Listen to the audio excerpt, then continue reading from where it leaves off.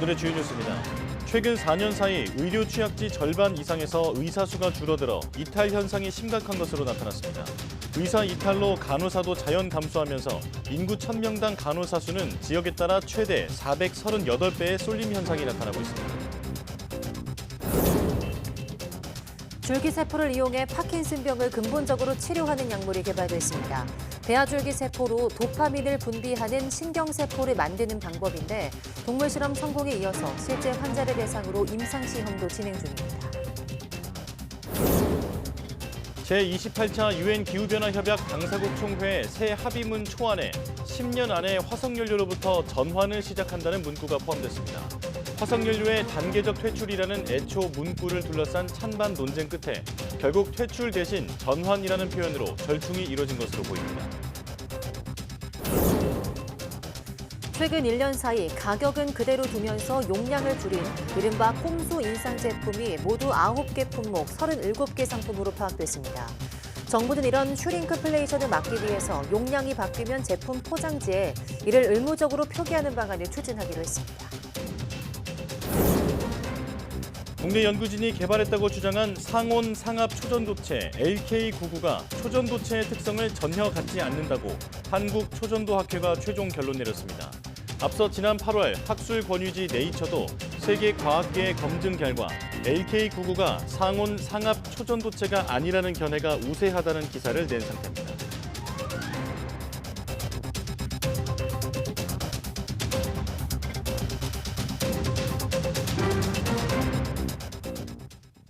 여러분 안녕하십니까? 사이언스 투데이 시작합니다. 뇌가 퇴행하면서 손발이 떨리고 몸이 서서히 마비되는 파킨슨병은 아직 치료제가 없는 불치병인데요.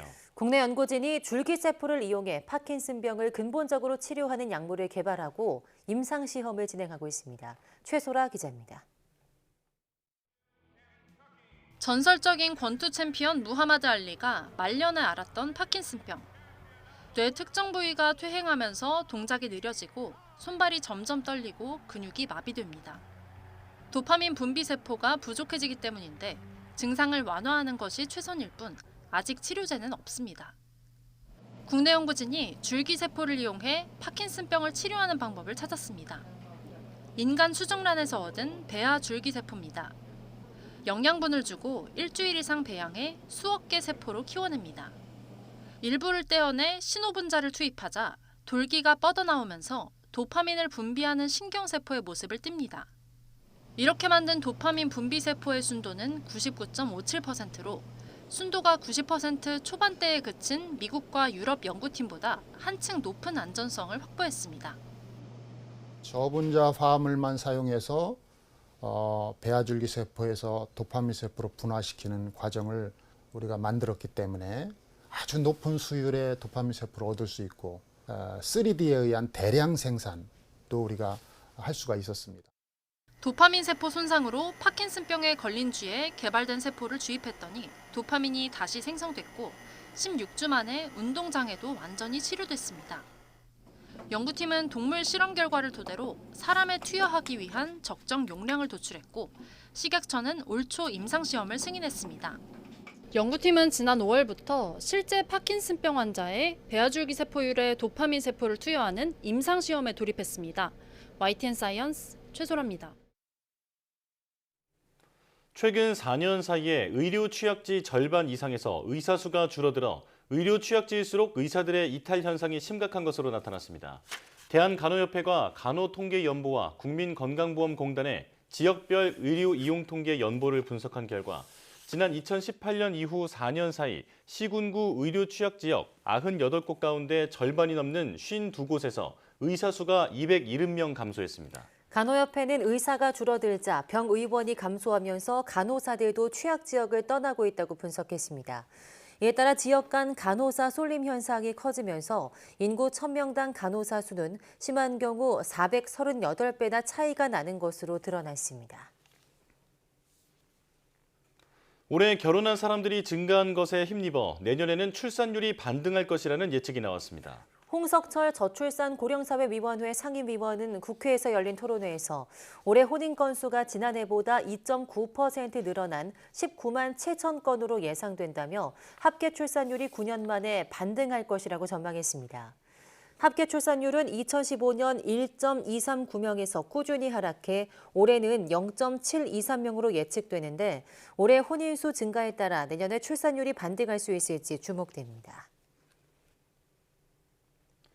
지역에서 의과대학을 졸업한 젊은 의사들이 수도권으로 떠나는 데는 지역에서 수련할 인턴 자리가 턱없이 부족하기 때문이라는 분석이 나왔습니다. 보건복지부와 교육부가 더불어민주당 신현영 의원실에 제출한 자료를 보면 최근 10년간 의대 졸업생 수 대비 인턴 정원 비율이 낮을수록 다른 지역으로 옮기는 경향이 나타났습니다. 수도권 의대 졸업생은 13,000여 명이지만 병원에서 모집하는 인턴 정원은 2만 1,000여 명으로 전국 인턴 정원 3만 2천여 명 가운데 수도권 비중이 65%를 넘었습니다. 졸업생 수 대비 인턴 정원 비중을 보면 수도권은 156%인 반면 영남권 77%, 호남권 51% 등으로 낮았고 강원권의 경우는 25.9%로 가장 낮았습니다. 인턴 정원이 적으면 출신 대학이 있는 지역에 남을 수 없기 때문에 이탈 현상이 심해지는 것으로 분석됩니다. 중앙정부와 지방자치단체 등 공공부문이 지난해 온실가스 배출량을 기준치 대비 30% 감축한 것으로 나타났습니다. 환경부는 지난해 공공부문 789개 기관이 배출한 온실가스가 이산화탄소로 환산했을 때 391만 톤이라고 밝혔습니다. 이는 2007년부터 2009년까지 평균 배출량을 토대로 감축량의 기준으로 산정한 554만 톤보다 29.4% 적습니다. 다만 지난 2021년 배출량인 375만 톤과 비교하면 4.3% 늘어났습니다. 환경부는 2021년보다 배출량이 증가한 이유는 코로나19 종식으로 일상을 회복하는 과정에서 전반적으로 배출량이 늘어났기 때문이라고 설명했습니다. 대기 오염물질 가운데 초미세먼지와 황산화물, 질소산화물의 배출은 줄었지만 휘발성 유기화합물과 암모니아는 증가한 것으로 조사됐습니다. 환경부 국가미세먼지정보센터는 지난 2021년 기준 국가 대기오염물질 배출량을 공개하면서 초미세먼지와 황산화물, 질소산화물의 배출량이 전년보다 2에서 11% 감소했다고 밝혔습니다. 이는 2019년 11월 미세먼지 관리 종합계획과 2020년 12월부터 2021년 3월까지 제2차 미세먼지 계절관리제가 시행된 효과로 센터는 분석했습니다. 이에 반해 휘발성 유기화합물과 암모니아 배출량이 각각 전년보다 1.2%와 0.3%씩 증가한 이유로는 공공주택 공급 확대와 조선 주수량 증가에 따라 선박 건축용 도료 사용량이 늘고 소사육 두수가 증가한 영향으로 분석됩니다. 정부가 산사태 시 주민 대피 시간을 추가로 확보하기 위해 현행 2단계인 산사태 예보 경보 체계를 3단계로 개선하기로 했습니다. 행정안전부는 정부 서울청사 별관 브리핑실에서 이 같은 내용을 담은 토사 재해 원인 분석과 인명피해 방지 대책을 발표했습니다. 정부는 현행 주의보, 경보 2단계인 예보 경보 체계를 주의보, 예비경보, 경보 3단계로 개선해 주민이 대피 시간을 충분히 확보할 수 있도록 했습니다. 구체적으로는 현재는 토양함수 지수가 100%일 때 경보가 내리는데 토양함수 지수가 90%일 때 예비경보를 내려 사전 대피 시간을 1시간 추가 확보합니다. 제28차 UN 기후변화협약 당사국 총회의 새 합의문 초안에 2050년 탄소 중립 달성을 목표로 10년 안에 화석 연료로부터 전환을 시작한다는 문구가 포함됐습니다. 로이터, AP통신 등은 올해 의장국인 아랍에미리트가 현지 시간 13일 이 같은 내용을 골자로 하는 세 번째 합의문 초안을 작성해 당사국들에 공유했다고 보도했습니다. 새 합의문 초안은 100개 이상 당사국이 요구한 화석연료의 단계적 퇴출이라는 표현을 쓰지 않는 대신 화석연료로부터의 전환을 당사국들에 촉구했습니다. 다만 2030년까지 재생에너지 생산량을 3배로 늘리고 배출가스 저감이 미비한 석탄 화력발전소를 신속히 폐기하고 신규 허가를 제한한다는 내용 등은 유지됐습니다.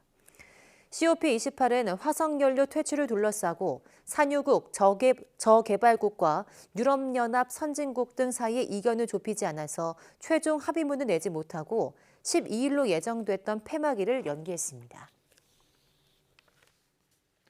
2달 이상 전쟁을 치르고 있는 팔레스타인 가자 지구에 전염병이 확산하며 주민들의 고통이 커지고 있다고 미국의 일간지 뉴욕타임스가 가자 보건당국과 국제구호단체들을 인용해 보도했습니다. 보도에 따르면 가자 지구에는 춥고 습한 날씨와 난민촌 과밀화, 식량과 의약품 부족, 깨끗하지 못한 물 등의 문제가 겹치며 감염병이 갈수록 확산하고 있습니다. 세계보건기구는 개전 이후 가자 지구에서 감염병이 최소 36만 9천 건이 발생한 것으로 보고 있으나 이는 완전히 황폐해진 가자 북부를 포함하지 않은 수치여서 가자 전체로는 이보다 훨씬 더 많을 것으로 예상됩니다. 지난주 팔레스타인 자치정부 보건부는 가자 지구에서 A형 간염 환자가 약 1,000명을 기록했다고 발표했습니다.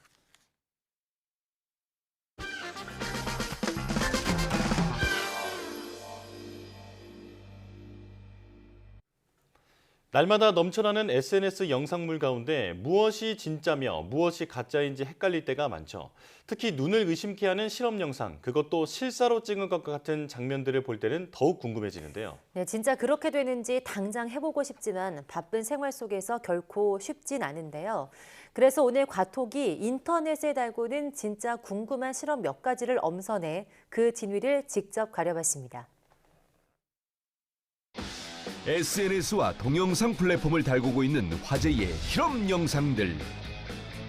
하지만 이것들 중에는 악랄한 가짜 영상도 존재하는데 동영상 속 실험 진짜인지 가짜인지 내가 판명해 주겠어. 그는 동영상 속 거짓을 판명하는 과학실험계의 명판관. 그의 이름은 프로블럼 트루폴스였다. 자, 그럼 지금부터 판결을 시작하도록 하겠다. 영상 스타트! 뭐야?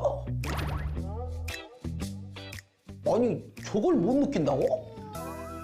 여기 위에 올려놓고 저걸 못 느낀다고? 에이, 저건 말이 안 되지. 아니, 여기 정수리 위에다가 이렇게 올려가지고 진동이 울리는데 미동조차 안 느낀다고? 그건 좀 이상한 거 아니오? 그래서 이상한지 아닌지 직접 체험해보기로. 자, 혹시나 진동 소리를 제가 들을 수 있기 때문에 이 기마개를 귀에 끼고 실험을 해보도록 하겠습니다. 소리도 차단한 채로 정수리에 휴대폰을 올려 실험 준비. 선배님 들리세요? 야 현민아, 야 한현민 바보야. 야, 그거 들려? 아무튼 다시 실험 시작. 오케이. 잠시 뜸을 들이다가 전화를 걸자 진동이 울리는데요.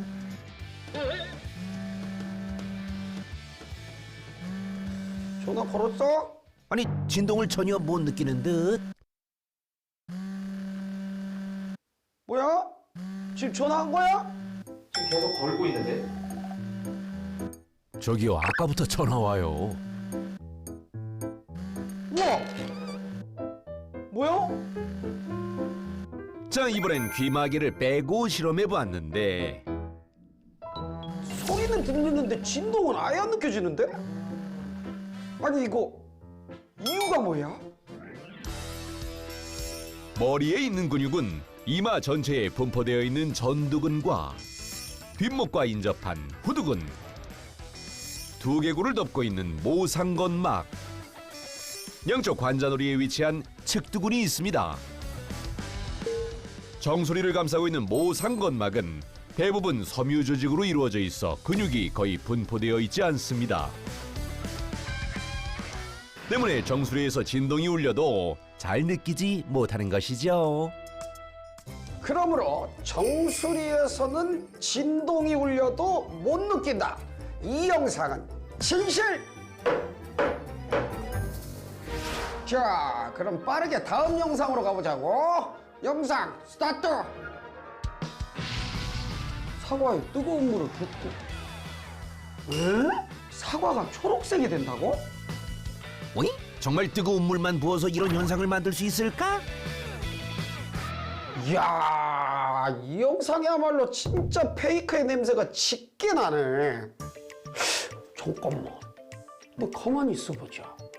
익기 전에는 초록색이잖아요. 그런데 가을이 되면서 빨갛게 익는 게 사과잖아. 온도에 사과가 민감한 건가? 자, 그럼 정말 되는지 한번 해보도록 하겠습니다. 자, 여기 이제 뜨거운 물을 부어서 진짜 사과가 초록색이 되는지 한번 확인을 해보도록 할 텐데요. 아, 맞다. 우리 어린이 친구들은 꼭 이 실험을 할 때도 보호자, 부모님과 꼭 함께 하시길 바랍니다. 아셨죠? 자, 그러면 한번 확인해 보도록 하겠습니다. 자, 부었다. 그런데 그때 색깔이 변하긴 한다. 진짜 초록색으로 되는 것 같은데? 아하, 다시 봐도 분명 색깔이 변하긴 변했다. 뜨거운 물로 온천욕 한 번 했을 뿐인데 아니 회춘이라도 한 거야 뭐요? 그리고 시간이 좀 더 지나자 사과에 생긴 이상한 현상. 아니 이거 설마 피 아니죠?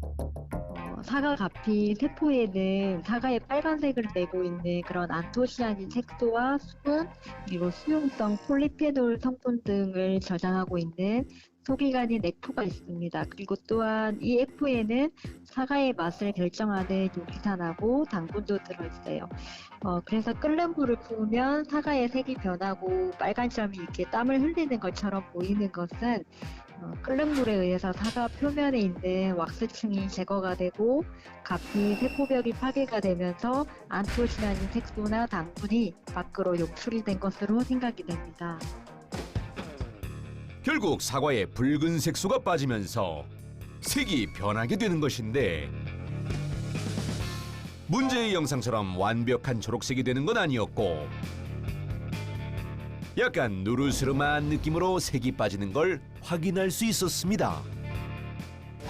사과에 뜨거운 물을 부어서 초록색으로 변하는 건 조금 애매하니까 이거는 판결을 세모.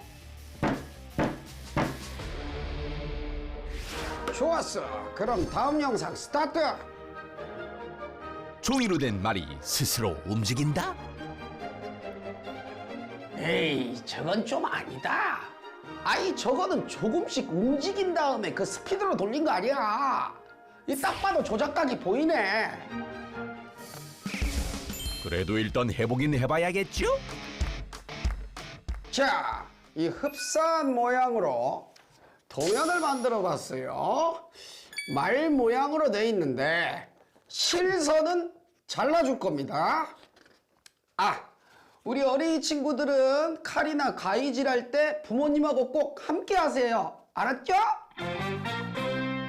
말 모양을 먼저 잘라주고 말이 서 있는 모양으로 종이를 잘 접어준 뒤 머리와 꼬리를 만들어주면 종이말 완성! 자, 그럼 바로 해보도록 하겠습니다. 하지만 요지부동 이봐. 이 영상 페이크라니까. 어? 선배 근데 영상 자세히 보면요. 응. 살짝 경사가 있는 빗면인 것 같아요. 그래? 영상 속 바닥이 살짝 경사가 있는 걸 발견! 진짜 그러네? 그럼 저대로 한번 해볼까? 빗면이라 경사가 있다고? 자, 그럼 다시 한번 해보겠습니다. 하나, 둘, 셋. 뭐야? 우와! 진짜 가네? 놀라든 말든 나는 나의 길을 간다! 빗면을 따라 뒤뚱뒤뚱 앞으로 가는 종이말. 야, 근데 경사를 올리니까 확실히 말이 움직이긴 하네. 아, 나는 조금씩 움직인 줄 알았더니만. 아, 이거 페이크인 줄 알았더니만. 어떻게 저게 가능한 거지? 그 이유는 무게 중심에 있습니다. 이 종이말의 발 부분은 약간 경사가 있는데요. 평지에 놓았을 때는 한쪽으로 쏠리며 무게중심이 맞춰져 서 있을 수 있지만 빗면 위에서는 이 경사로 인해서 말의 무게중심이 좌우로 계속 바뀌게 됩니다. 그래서 이렇게 종이말이 저절로 움직이는 것을 볼 수 있죠. 자, 그러면 한번 경주를 해보도록 하겠습니다. 하나, 둘, 셋, 출발! 이 친구들 힘을 좀 내세요. 1번발이 치고 나오는데요. 1번발, 1번발, 자, 1번발. 2번발은 그냥 주인만 바라보나요? 1번발이 갑자기 자빠졌습니다. 2번발이 지금 움직입니다. 2번발이 지금 기회예요. 2번발이 지금 뭐야? 허허, 사이좋게 동반 탈락. 자, 스키장에서 벌어진 경주였습니다. 둘 다 싹 미끄러졌네요. 움직이는 종이말 실험은 진실!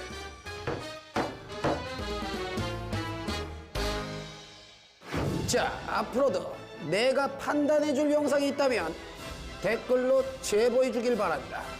그럼 난 이만. 다음 시간에 또 만나요.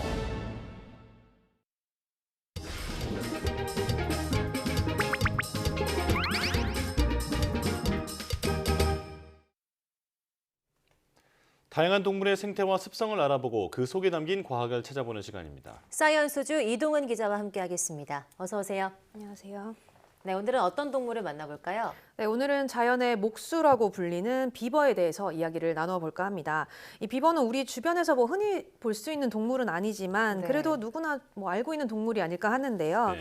물에 살기 때문에 수달과 같은 동물과 좀 헷갈릴 수 있지만 비버는 분류상 쥐목에 속하는 설치류입니다. 물론 쥐라고 하기에는 덩치가 아주 큰 편인데 보통은 이 몸 길이가 한 60cm에서 70cm 정도이고 꼬리 길이만 30에서 40cm에 달한다고 합니다. 몸무게가 20에서 27kg 정도가 평균인데요. 아주 네. 드물게는 40kg이 넘는 이런 덩치가 큰 경우도 있다고 하네요. 네, 쥐라고 하기에는 거의 대형견에 맞먹는 덩치를 가진 친구라는 생각이 드는데요. 자, 비버 하면 가장 먼저 떠오르는 게 이 거대한 앞니인데 앞니를 잘 사용하는 동물이죠? 네, 맞습니다. 이 비버는 설치류 중에서도 가장 힘이 센 편인데 특히 앞니를 주로 사용하는 만큼 앞니의 위력이 아주 강한 편입니다. 네. 이 숲이나 하천 근처의 나무를 앞니로 갉아서 넘어뜨릴 수 있고요. 또 이렇게 잘라낸 나무를 작게 조각내서 사용하는 그런 습성이 있습니다. 또 비버는 초식 동물인데 자기가 쓰러뜨린 나무의 껍질이라든가 나뭇가지, 새싹, 또 나무 뿌리 같은 것을 주로 먹고 또 산딸기와 같은 과일도 즐겨 먹는다고 합니다. 네, 그 비버가 쥐의 한 종류라고 하셨는데요. 그런데 비버는 쥐보다 좀 훨씬 더 귀엽다 이런 생각이 드는데요. 네, 맞습니다. 지금은 비버가 이렇게 조금 귀여운 모습이지만 약 10,000년 전에는 곰만한 크기의 자이언트 비버로 존재했다고 합니다. 이 자이언트 비버는 이 몸무게가 100kg이 넘었다고 하는데요. 지금 보시는 이 화석처럼 아주 큰 몸집을 가졌습니다. 또 이 캐나다 연구팀이 팝 가수 저스틴 비버를 기준으로 현재의 비버와 자이언트 비버를 이렇게 나란히 두고 봤더니 한 150cm 정도에 달하는 몸 길이가 확연히 나타나는 것을 알 수가 있었습니다. 또 이 자이언트 비버는 약 260만 년쯤에 출현을 해서 1700년, 그러니까 신생대 시대쯤에 멸종을 했는데 이 과학자들은 그 이유가 먹이 때문이다 이렇게 분석을 했습니다. 지금의 비버가 나무를 갉아먹는 것과 달리 자이언트 비버는 수생식물, 그러니까 물에 있는 식물들을 먹은 것으로 확인이 됐는데요. 마지막 빙하기가 끝난 이후에 기후가 너무 건조해지면서 점점 먹을 것이 없어져서 이 비버가 멸종하게 된 것이다 이렇게 분석을 했습니다. 특히 자이언트 비버는 나무를 자른다거나 먹었다 이런 증거가 전혀 발견되지 않았는데 그러니까 비버의 조상한테는 지금처럼 나무를 이용하는 능력이 거의 없었다고 봐야 되겠죠. 네. 이제 150cm의 몸무게가 한 100kg 정도 되면 반달가슴곰 정도의 크기니까 정말 무서웠을 것 같습니다. 자, 그런데 비버가 그 수생식물을 먹었다고 하셨는데 그렇다면 이제 주로 물에 사는 동물인가요? 비버는 물속과 땅 위를 번갈아 가면서 생활을 하는데요. 먹이를 먹거나 잠을 잘 때는 육지에 올라와 있고요. 또 이 외의 시간에는 물속에서 많은 시간을 보낸다고 합니다. 당연히 헤엄치는 능력도 뛰어날 수밖에 없는데 비버는 설치류지만 뒷발에 물갈퀴가 있어서 물에 가만히 떠 있는 상태로 상태로 뒷발만 이용해서 움직인다고 합니다. 또 이 꼬리가 아주 넓고 평평하게 생긴 것을 볼 수 있는데 이 꼬리가 노처럼 헤엄칠 때 균형을 잡아주고요. 또 추진력을 내는 역할을 해줍니다. 네. 또 이 비버의 꼬리를 자세히 보면 이 몸통과는 다르게 털이 아닌 비늘 같은 모양으로 이렇게 덮여 있는 것을 알 수가 있는데 물의 저항을 줄이는 데 도움을 주는 거죠. 비버는 물속에서 적을 만나면 이 꼬리로 물 표면을 이렇게 강하게 내리쳐서 상대를 위협하기도 하고요. 또 이 멀리 떨어져 있는 동료들에게 위험 신호를 보내기도 한다고 합니다. 특히 겨울에는 꼬리 안에다가 지방을 저장을 해서 체온 유지에도 사용을 한다고 합니다. 네, 말씀 들어보니까 비버가 이제 물속 생활을 하는데 꼬리의 역할이 굉장히 커 보이네요. 네, 맞습니다. 또 이 비버가 이렇게 물속에서 자유롭게 활동할 수 있는 비결이 하나 더 있는데 비버의 항문 근처에 기름샘이 있습니다. 여기서 나온 기름을 수시로 몸 전체에 발라서 방수 기능을 높이고요. 또 물속에서 체온을 유지할 수 있는 건데 또 하나 특별한 점이 우리가 아는 이 바닐라 향이 이 기름샘에서 나오는 성분이라는 겁니다. 네. 이 바닐라에는 카스토레움이라는 동물성 향료가 들어가는데 이게 바로 비버의 기름샘에서 나오는 물질입니다. 실제로 과거에는 이 물질을 천연 향료로 굉장히 많이 사용을 했기 때문에 비버가 한때는 아주 지나친 사냥으로 멸종 위기에 처하기도 했다고 합니다. 하지만 이후에 이런 비슷한 향이 나는 바닐린이란 물질이 침엽수에서 추출된다는 것을 발견을 했고요. 지금은 대부분 이를 이용한 이 합성 향료를 사용을 한다고 합니다. 네, 이 바닐라 향은 지금 아주 익숙한 향기인데 네. 그게 원래는 이제 비버의 기름샘에서 나왔다라는 게 참 네. 놀랍습니다. 자, 그런데 비버의 가장 큰 능력이라고 하면 이제 집 짓는 기술이잖아요. 이 집 짓는 과정에 대해서 좀 알려주시죠. 네, 비버는 우선 이 큰 나무를 쌓아 올려서 동그란 이 움집 모양의 보금자리를 마련을 하는데 보통은 하천이나 늪 주변에 있는 나무를 앞니로 갉아서 넘어뜨린 뒤에 진흙이나 돌을 더해가면서 작은 나무들을 차곡차곡 쌓아 올린다고 합니다. 네. 이렇게 만든 집의 경우는 이 사람이 서서 들어갈 수 있을 정도로 큰 것도 있다고 하는데요. 이런 수시로 나무를 쌓아 올리는 비버의 습성 때문에 집을 짓는 과정에서 아주 큰 규모의 댐이 만들어지기도 합니다. 이 비버가 만든 댐의 길이는 보통 20에서 30m 정도이고 수백 미터에 달하는 댐도 자주 보인다고 하는데요. 실제로 지난 2010년에 이 비버가 만든 세계에서 가장 긴 댐이 발견되기도 했습니다. 길이가 850m에 달하는 이 댐은 이렇게 위성 사진에도 포착이 됐는데 이 정도면 미국의 후버댐보다 2배 이상 길이가 길다고 합니다. 예. 이 댐 같은 경우는 아마도 비버 가족들이 수개월에 걸쳐서 수천 그루의 나무를 갉아 모아서 만든 것이다 이렇게 추정이 됩니다. 네, 사실 비버가 그렇게 큰 동물이 아니라서 비버가 만든 댐이 이렇게 클 거라고 생각을 못 했는데요. 굉장한 것 같습니다. 네. 왜 비버가 목수 이렇게 불리기도 하잖아요. 네, 왜 네. 그런지 좀 이해가 되네요. 네, 그렇죠. 뭐 어떻게 보면은 사람이 짓는 댐과 비교해도 손색이 없을 정도인데 실제로 이런 댐이 수질을 개선하는 데 도움이 된다 이런 연구 결과도 있습니다. 미국 스탠퍼드대 연구팀이 콜로라도 중부의 이스트강을 조사하다가 우연히 이렇게 발견한 사실인데 네. 연구 장소에 비버가 나타나서 우연히 댐을 만들게 됐고요. 이후에 이 강에 설치된 센서를 이용을 해서 1년 동안 이 수위라든가 물속의 오염물질 수준을 모니터를 해본 결과 비버가 만든 나무 댐이 필터와 같은 역할을 해서 이 물이 하류로 유입되기 전에 오염물질을 걸러내는 것으로 확인이 됐습니다. 특히 물속의 질소 같은 경우는 이 조류의 증식을 촉진을 해서 생태계를 파괴하고 수질을 악화하는 주요 원인으로 꼽히는데 이 비버가 만든 댐은 질소의 제거량을 44% 가까이 늘리는 효과가 있었습니다. 연구팀은 기후 변화로 인해서 강에 아주 큰 변화가 발생을 하고 있지만 비버가 수질이 떨어지지 않도록 유지하는 역할을 해줬다 이렇게 말을 했습니다. 네. 네. 이제 비버는 이게 단순히 서식지를 위해서 집을 지은 것이겠지만 이게 생태계나 사람에게 큰 도움이 되는 거네요. 네, 맞습니다. 또 비버가 만든 이런 서식지가 생물의 다양성을 높이는 효과도 있는데요. 비버가 물길을 막으면서 주변에는 습지가 생기게 되고 또 유속이 느려지게 됩니다. 그러면 새로운 생태계가 형성될 수가 있습니다. 네. 이 습지에는 뭐 양서류라든가 수달 같은 동물들이 찾아와서 살기도 하는데 그래서 비버는 이 생태계의 엔지니어 이런 별명도 갖고 있습니다. 또 이 비버가 사는 곳은 수온이 낮아진다 이런 연구 결과도 있는데요. 이 워싱턴대 연구팀이 강에 비버 70마리 가까이를 재배치를 했더니 1년 만에 강 주변의 하천과 연못, 뭐 습지 이런 곳의 지표수 양이 20배 가까이 증가를 했고요.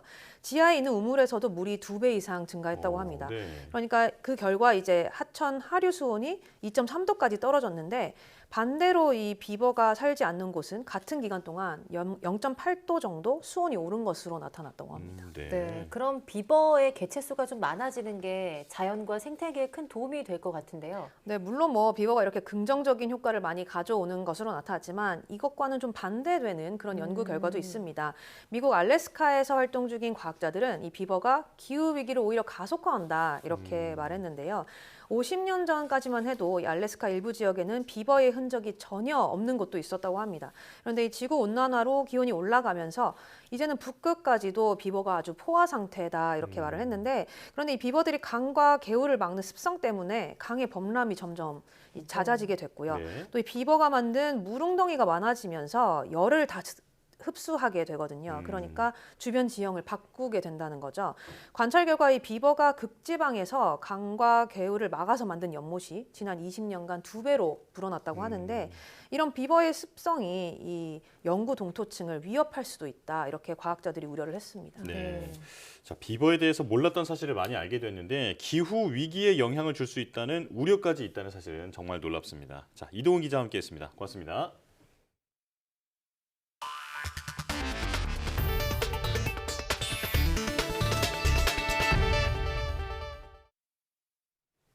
국내 연구진이 개발했다고 주장한 상온상압 초전도체 LK99에 대해 국내 검증위원회가 상온상압 초전도체의 특성이 전혀 보이지 않는다고 최종 결론을 내렸습니다.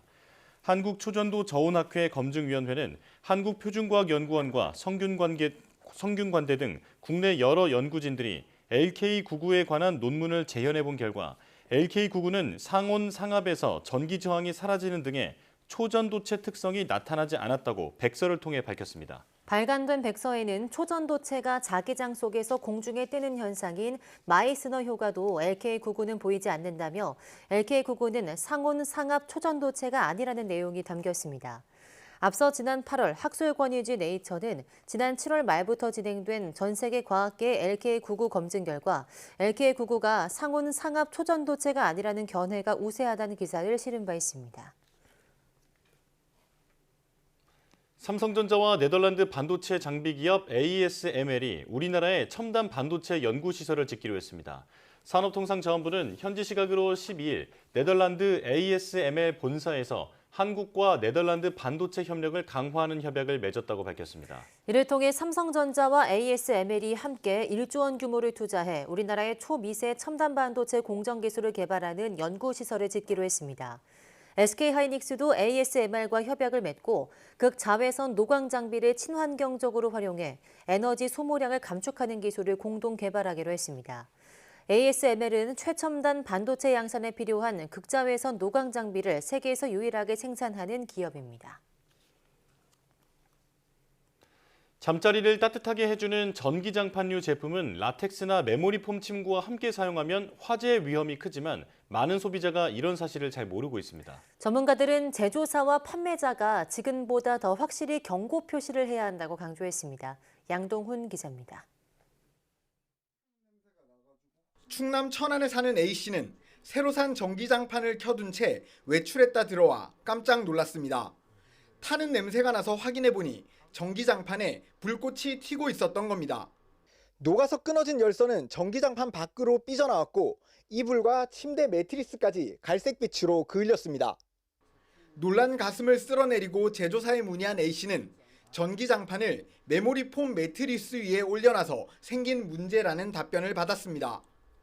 라텍스나 메모리 폼은 열 전도율이 낮아 내부에 열이 계속 쌓이게 되기 때문에 전기장판과 함께 사용하면 화재 위험이 큽니다.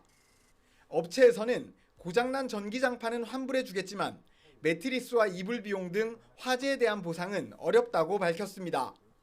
화재 위험을 이미 설명서 등을 통해 안내했다는 이유를 들었습니다. 하지만 안내 글자가 작고 강조 표시도 없어서 아주 꼼꼼하게 보지 않으면 A씨처럼 모르고 사용하기 쉽습니다.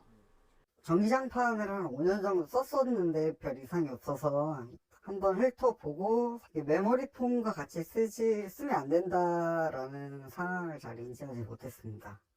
지난 2018년부터 작년까지 전기장판류 전열기구 때문에 발생한 화재는 1179건에 달합니다. 전문가들은 이런 상황에서도 위험 안내 문구가 눈에 잘 띄지 않게 적혀 있다고 지적했습니다. 업체들이 사고 책임을 지지 않으려고 면피용으로 표시하는 수준이라는 겁니다. 조그맣게 표시해놓고 위험성은 상당히 높죠. 보다 명확하게 큼지막한 글씨로 소비자들이 쉽게 눈에 볼 수 있도록 그 주의사항을 안내해 줄 필요가 있습니다. 더 나아가 설명서 없이도 확인할 수 있게 제품에 직접 위험 안내 문구를 부착하거나 사파 등으로 더 이해하기 쉽게 화재 위험을 알리도록 표시 의무를 강화해야 한다고 강조했습니다. YTN 양동훈입니다. 고물가 속 가격은 그대로 두면서 제품 용량을 줄이는 꼼수 인상을 뜻하는 슈링크플레이션이 화두가 된 가운데 최근 1년간 9개 품목 37개 상품의 용량이 줄어든 것으로 파악됐습니다. 한국소비자원은 슈링크플레이션 실태를 조사한 결과 이같이 확인됐다고 밝혔습니다. 소비자원이 운영하는 가격 정보 포털 참가격에서 관리하는 가공식품 가운데 19개 상품의 용량이 최근 1년 사이 줄어들었고 신고센터를 통해 9개, 언론 보도를 통해 9개 상품의 용량이 줄어든 것이 확인됐습니다. 소비자원은 홈페이지를 통해 슈링크플레이션 신고센터를 마련하고 꼼수 인상 제품 등에 대한 제보를 받고 있습니다. 이처럼 가격은 그대로 두고 용량을 줄여 소비자를 눈속임하는 이른바 슈링크플레이션을 막기 위해서 용량이 바뀌면 제품 포장지에 이를 의무적으로 표기하도록 하는 방안이 추진됩니다. 정부는 추경호 부총리 겸 기획재정부 장관 주재로 열린 비상경제장관 회의에서 이 같은 내용의 용량 축소 등에 대한 정보 제공 확대 방안을 발표했습니다. 식품이나 생활화학제품의 용량이 줄어 단위 가격이 상승하는 경우 포장지에 용량 변경 사실을 표시하도록 식약처와 환경부가 제도 개선을 추진하기로 했습니다. 내년부터는 정육점과 주차장도 10만 원 이상 현금을 쓴 소비자에게 반드시 현금 영수증을 발행해야 합니다. 국세청은 현금 영수증 의무 발행 업종 125개, 육류 소매업과 주차장, 보일러 수리점, 대형마트 등 13개 업종을 내년부터 추가한다고 밝혔습니다. 현금 영수증 의무 발행 업종 사업자는 건당 10만 원 이상 현금을 받았을 때 소비자가 요구하지 않아도 현금 영수증을 발급해야 합니다. 발급하지 않으면 미발급 금액의 20%가 가산세로 부과될 수 있습니다. 주요 여행사들이 항공권을 24시간 팔면서도 취소는 낮 영업시간에만 가능하도록 해 고객들은 불필요한 수수료를 물 수밖에 없었습니다. 공정거래위원회가 이 같은 불공정 약관을 시정하도록 했습니다. 김태민 기자입니다. 지난해 여행사에서 국제선 항공권을 산 고객입니다. 실수로 경유항공권을 샀다가 바로 구매를 취소하려 했지만 일요일이어서 고객센터가 전화도 안 받는 등 취소할 수 없었습니다. 결국 24시간이 지나 취소돼 항공사 취소 수수료와 여행사 중개 수수료를 합쳐 18만 원가량을 물어야 했습니다. 이게 휴일이라고 발권은 되는데 취소할 수 있는 방법이 없다는 게 지금 시대에는 말이 안 되는 이야기잖아요. 휴일에 취소가 안 된다면 발권 자체도 하지 말아야죠. 지난해 이후 소비자원에 접수된 항공권 분쟁의 64%가 여행사 판매 항공권이었습니다. 공정거래위원회 조사 결과 하나투어, 노랑풍선 등 8개 주요 여행사가 낮 영업시간 외 혹은 당일이나 24시간 내 취소 불가 약관을 운영하고 있었습니다. 이렇게 되면 취소가 늦어지면서 내지 않아도 될 수수료가 생기거나 많아집니다. 특히 여행사를 통해 파는 항공권도 24시간 안에 취소하면 수수료가 없는 일부 항공사표까지도 처리가 늦어지면서 수수료를 물어야 했습니다. 공정위는 여행사에 시정을 권고했고 최장 넉 달이던 환불 기간도 보름 이내로 단축하도록 했습니다. 시스템 개발에 필요한 합리적인 시간을 감안해서 이행 기간을 2024년 6월 30일까지 부여하기로 결정하였습니다. 다만 8개 여행사 중 모두 투어와 온라인 투어의 경우에는 영업시간 외에도 취소 시점을 기준으로 항공사의 환불 수수료를 적용하기로 자진 시정하였습니다. 공정위는 시정 과정에서 대한항공 등 16개 항공사도 자사 발권표처럼 여행사 판매 항공권도 24시간 내 무료 취소할 수 있도록 시스템을 개편하기로 했다고 밝혔습니다. YTN 김태민입니다. 재난이나 재해 현장에서 경찰의 통제력을 강화할 수 있는 법적 근거가 마련됩니다. 경찰은 현장에서 적극적인 조치가 가능해질 거라고 기대하고 있습니다. 김영수 기자입니다. 이태원 참사 당시 정부의 무능한 대응에 또 한 명이 주목받았습니다. 인파 속으로 파고든 경찰. 목이 터져라 호소했지만 홀로 통제력을 발휘하기는 어려웠습니다.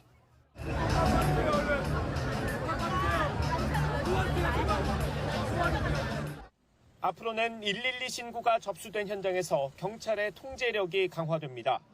최근 국회를 통과한 이른바 112 기본법은 경찰관이 피난 명령을 내릴 수 있겠습니다. 생명이 위험하거나 위급한 상황이 되면 일정한 구역 밖으로 이동하도록 명령할 수 있는 내용입니다. 현행 경찰관 직무집행법에도 비슷한 내용이 있지만 112 신고라는 부분을 구체적으로 놓고 그 요건을 넓혔다는 점, 특히 이걸 방해하면 최대 과태료 100만 원을 부과할 수 있다는 게 의미가 있습니다.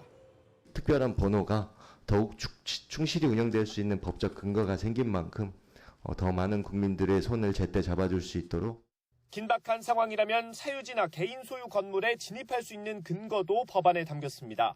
여기에도 300만 원 이하 과태료 조항이 포함됐습니다.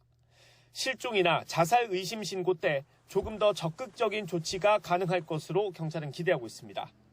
조용한 경우, 이런 경우에는 현장 경찰관들이 어떤 위해가 임박했다고 판단할 만한 징후가 없기 때문에 좀 적극적인 진입이라든지 현장 확인을 좀 망설이는 경우가 좀 많습니다. 하지만 과태료 처분만으로 경찰의 현장 대응이 얼마나 능동적으로 변할 수 있을지는 지켜봐야 한다는 지적도 나옵니다. YTN 김영수입니다. SM엔터테인먼트의 주가를 조작한 혐의를 받는 배재현 카카오 투자 총괄 대표가 첫 재판에서 혐의를 전면 부인했습니다. 경영 위기를 벗어나기 위한 주가 조작이라는 검찰과 정상적인 기업 합병이라는 배 대표 측 주장에 팽팽히 맞섰습니다. 윤웅선 기자가 보도합니다. SM엔터테인먼트의 주식 시세를 인위적으로 끌어올린 혐의를 받는 배재현 카카오 투자 총괄 대표. 구속 상태로 열린 첫 재판에서 합법적인 매수라는 기존 입장을 반복하며 혐의를 전면 부인했습니다. 배 대표 변호인은 경쟁적인 기업 인수 합병 과정에서 일어나는 정상적인 지분 매입에 대해 검찰이 무리한 사법적 잣대를 들이대고 있다고 주장했습니다. 이번 검찰 수사는 국내외 유례를 찾기가 힘들다며 자본시장의 위축을 가져온다고도 비판했습니다. 그러나 검찰은 배 대표 등이 지난 2월 SM엔터를 인수하기 위해 500여 차례에 걸쳐 2,400억 원을 동원해 고가에 매수한 것으로 보고 있습니다. 카카오와 하이브의 SM 인수 경쟁 속에 인수를 방해할 목적으로 하이브의 공개 매수가인 12만 원보다 높게 설정되도록 시세를 조정했다는 겁니다. 이번 재판에는 기업 임직원이 법을 위반한 경우 법인도 처벌하는 양벌 규정에 따라 카카오 법인도 기소됐습니다. 때문에 재판 결과에 따라서 벌금형 이상이 내려질 경우 카카오뱅크의 대주주가 바뀔 수도 있습니다. 인터넷 전문은행은 대주주가 10% 초과 지분을 보유하려면 최근 5년 동안 금융 관련 법령 등으로 처벌받은 사실이 없어야 하기 때문입니다. 현재 카카오가 카카오뱅크의 27.17% 1대 주주입니다. 만약 이 사건으로 카카오 법인이 벌금형 이상을 선고받을 경우에는 10%의 지분을 매도해야 하는데 이때는 1대 주주의 지위를 상실하게 됩니다. 검찰이 첫 공판에서 밝힌 공소 사실에선 카카오 창업주인 김범수 전 의장과 공모관계는 언급되지 않았습니다. 재판 결과에 따라 카카오의 경영에도 큰 타격이 예상되는 만큼 앞으로 재판 과정에서 치열한 다툼이 전망됩니다. YTN 윤웅성입니다. 최근 여러 논란으로 위기를 겪고 있는 카카오가 40대 여성을 단독 대표로 내정했습니다. 카카오는 13일 오전 이사 후보 추천위원회를 열고 정신아 카카오 벤처스 대표를 신임 단독 대표로 내정하고 내년 3월 공식 선임할 예정이라고 밝혔습니다. 카카오는 새로운 변화를 이끌어가기 위해서는 그에 걸맞은 리더십이 필요하다고 결론 내렸다며 정 내정자가 기업 성장 단계에 따른 갈등과 어려움에 대한 이해도가 높다고 설명했습니다. 올해로 만 48세인 정 내정자는 보스턴 컨설팅 그룹, 네이버 등을 거쳐 지난 2014년 카카오 벤처스에 합류해 2018년부터 대표직을 맡고 있습니다. 또 지난 9월부터는 카카오 협의체 사업부문 총괄을 맡아왔으며 앞으로는 대표 내정자 신분으로 쇄신 TF장을 맡아 관련 과제를 이끌 예정입니다. 지민과 정국의 입대를 마지막으로 BTS 멤버 7명이 모두 병역 의무를 이행하게 됐습니다. 2025년 완전체가 될 때까지 기다릴 팬들을 위해 많은 것을 준비해놨으며 진과 제이홉의 제대 후 활동도 언급해 입대에 따른 공백기가 없을 것을 예고했습니다. 김정회 기자입니다. 승합자들이 잇따라 신병교육대 정문을 통과합니다. 마지막 남은 멤버 지민과 정국이 입대한 겁니다. 이로써 BTS 멤버 7명은 이제 가수가 아닌 군인 신분이 됐습니다. 다시 완전체 그룹으로 뭉치게 되는 건 2025년 6월로 예상됩니다. 입대에 따른 공백기 우려가 적진 않은데 RM, V, 지민, 정국은 라이브 방송을 통해 준비해 놓은 계획이 많다고 알리며 문제 없을 것을 예고했습니다. 뭐 이쪽도 많고 당신도 많고 저도 많고 이쪽도 많고 와 진짜 열심히 했고 많았고 진짜 많으니까 와 너는 현재로선 각 멤버의 솔로 활동과 작업에 대한 다큐멘터리나 관련 콘텐츠가 공개될 거란 전망입니다. 언제 어디까지 누구 것부터 공개할지는 소속사 측이 고민 중인 것으로 알려졌습니다. 먼저 제대하게 될 멤버들의 활동도 예고됐습니다. 재현 금방 오고 또 이제 호비도 한 이제 절반 정도 돌지 않았습니까? 그래서 이제 그 둘이 방탄소년들로 이제 활동을 해줄 거예요. 제가. 하지만 팬들의 가장 큰 관심은 팀으로서의 활동 재개가 언제냐는 것. 소속사 측은 BTS의 음악사에서 전환점이 된 화양연화 발매 10주년 프로젝트로 2025년 완전체 활동을 시작한다는 목표입니다. 갔다 온 뒤에는 복귀를 위한 준비도 필요하기 때문에 다만 희망한다의 희망이 말 그대로 그냥 붕 뜬 희망이 아니라 정말 적극적으로 노력하겠다라는 거는 양자가 다 합의한 바고요. 개별 활동을 통해 각자의 능력치를 끌어올렸고 군입대 리스크까지 해소돼 완전체가 될 BTS의 영향력은 더 강해질 거로 보입니다. 당분간 군인으로 접하게 될 이들의 근황이 아쉽지만은 않은 이유입니다. YTN 김정혜입니다.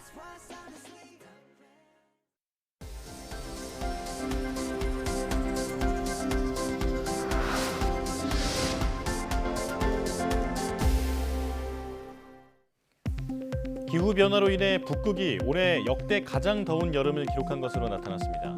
미 국립해양대기관리국은 북극 성적표를 발표하고 올해 북극의 7월에서 9월 평균 지표면 기온이 6.4도로 기록이 시작된 1900년 이후 최고였다고 밝혔습니다. 1년 전체로 보면 북극 기온은 평균 영하 7도를 기록해 역대 6번째로 덜 추운 해였으며 이는 1991년부터 2020년 평균보다 0.7도 올라간 수치입니다. 연구팀은 이런 현상이 인간 활동에 따른 기후변화 때문이라며 생태계와 인류가 이제껏 가보지 않았던 미지의 영역에 들어선 것이라고 진단했습니다. 아마존 창업자 제프 베이조스가 이끄는 우주 탐사 기업 블루 오리진이 15개월 만에 다시 로켓 발사에 나섭니다. 블루 오리진은 SNS를 통해 이르면 오는 18일 뉴 셰퍼드 로켓 발사를 목표로 하고 있다고 밝혔습니다. 이번 로켓에는 사람은 탑승하지 않으며 실험을 위한 33개 과학 물품과 연구용 화물이 실릴 예정입니다.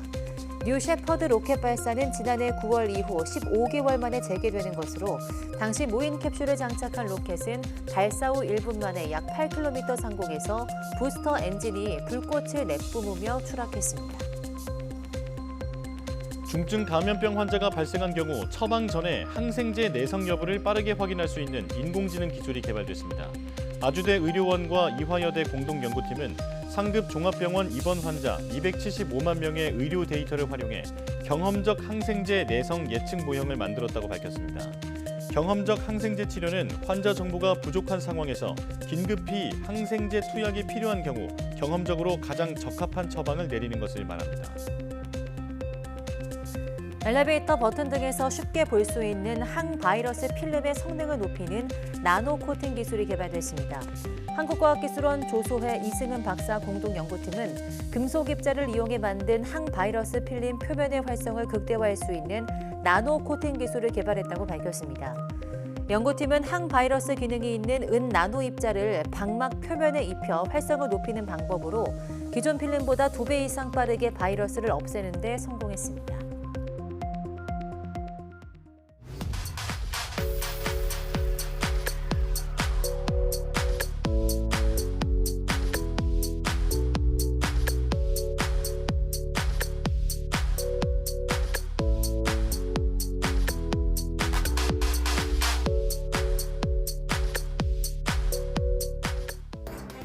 가격은 그대로 두면서 제품 용량을 줄이는 이른바 슈링크플레이션 상품이 공개됐습니다.